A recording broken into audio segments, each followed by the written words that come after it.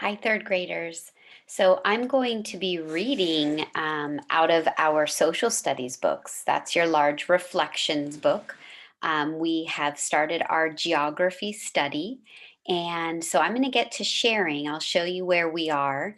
Remember, you can read this independently, or you may choose to follow along and listen to me read it. So you should have your reflections book out, even if you're going to listen to me read it.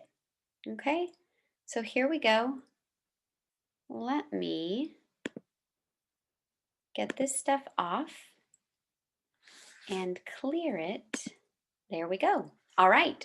So in social studies, we are in on lesson 2, which are physical features. So in your social studies book, this is page 51. So if you're going, sorry, excuse me, it's not, it's page 52.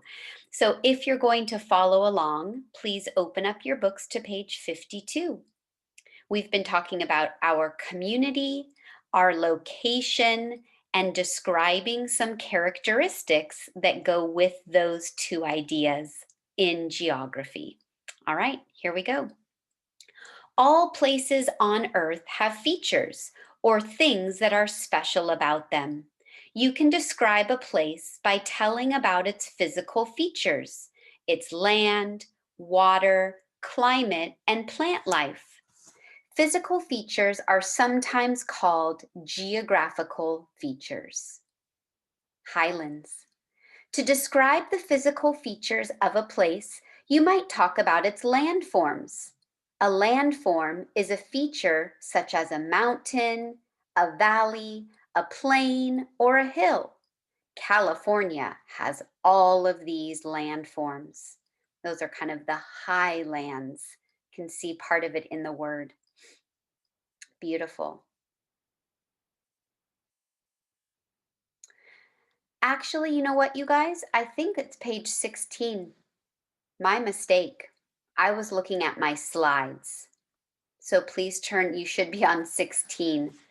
I'll wait for a second. Hopefully you've already found it. I apologize about that. Now we're on page 17. If you live in the highlands, you may live in the mountains, on a hill, or on a plateau.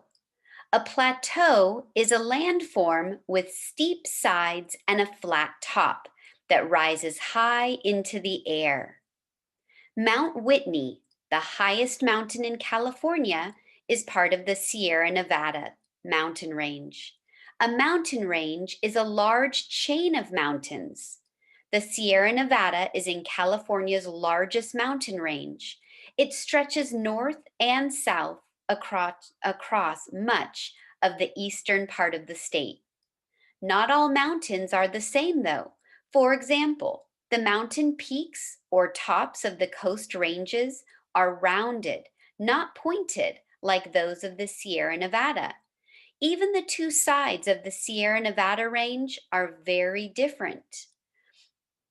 So you can see here it says over time, water, ice, and wind have worn down the peaks of California's coast ranges.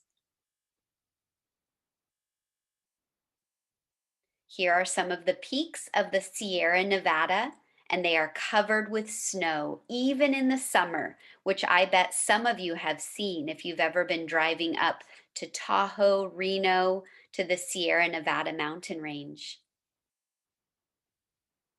Okay, we're going to keep going. This is page 18, the lowlands. Large areas of flat, low land are called lowlands.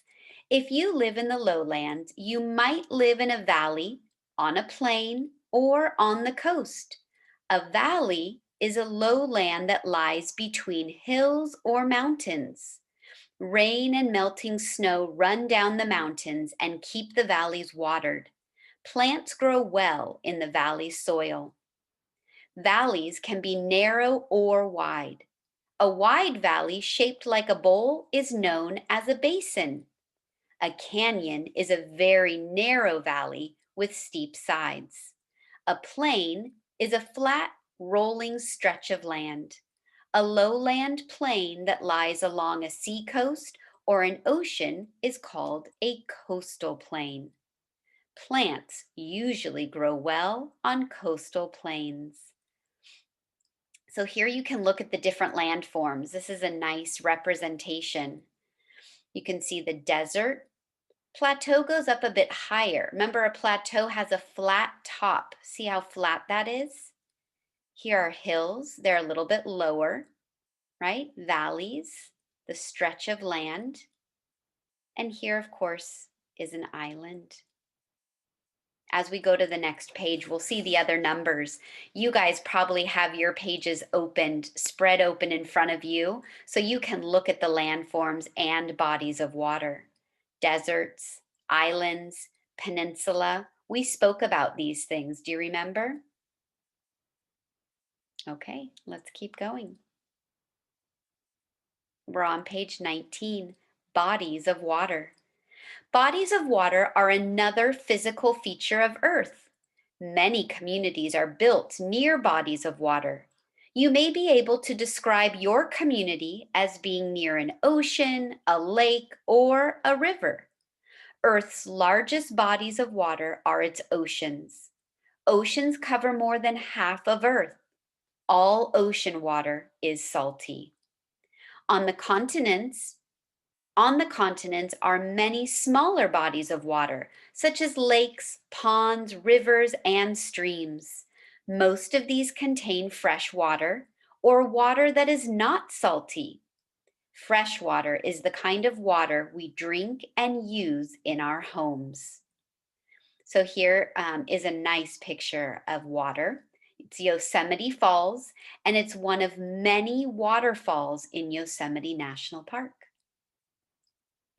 And then here, as we move down, this is that other side, that other page. You probably had them both open so that you can see a nice example of the mountains. The peak of the mountain, the top, there's a lake. The river is the smaller body of water that goes through it, right? Plain is the flat land, the coast, the ocean. And then here's the peninsula. It's a piece of land almost surrounded completely by water, but not completely. Okay. Moving on, climate and plant life. Excuse me. Climate is also a physical feature. Climate is the weather that a place has over a long period of time. A place's climate is affected by how close the place is to the equator and to a large body of water. Climate includes how hot or cold the temperatures are and how much rain or snow falls. Because the United States is so large, it has many different climates. A large state, such as California, has more than one climate. And when you think about Marin Wood, San Rafael, Marin County, our climate is what we call temperate. Temperate meaning it's never too hot, but it's never too cold. Like we don't get snow, very, very rarely. Maybe in like the tip tops of the mountains, quite far up, right? And we do have a couple very hot days, but nothing like other states within our 50. So we call it temperate, kind of in between. We're pretty lucky here. Earth's physical features can also affect climate. California's Sierra Nevada gives a good example of how much mountains affect climate. Places between the Sierra Nevada and the ocean on the western side of the mountain get enough rain to grow crops. Places on the eastern side of the mountains have hot, dry air and little rain. So here's Joshua Tree. Some of you may have been through there too. That's in Southern California. So this is a nice little quick map. And that point is the location of Joshua Tree National Park. Much more dry. It's desert-like. You can see the cactus plants. Those are called Joshua trees, right? Beautiful. Okay, moving on. Plant life is another physical feature. Some plants grow well in the hot, dry places called deserts. Other plants, such as trees in forests, need more rain or a wetter climate. Climate also affects how long plants can grow during each season. The growing season is longer in places with short, warm winters. So this is at Joshua Tree. These are rock climbers. They're on a ropes course at the national park. All right. I always like to read the summaries because I think it gives a great quick recap of what we just read. This is what I really want you to remember in all of our physical features. You can describe a place by telling about its physical or geographical features. So, as we leave, I want you guys to think about your community and how you would describe the physical features. Remember, water, temperature, plants, and land. All right, third graders, we'll be doing a little bit more. You'll be continuing this week with your geography. So I hope you enjoyed this lesson. All right, see you later.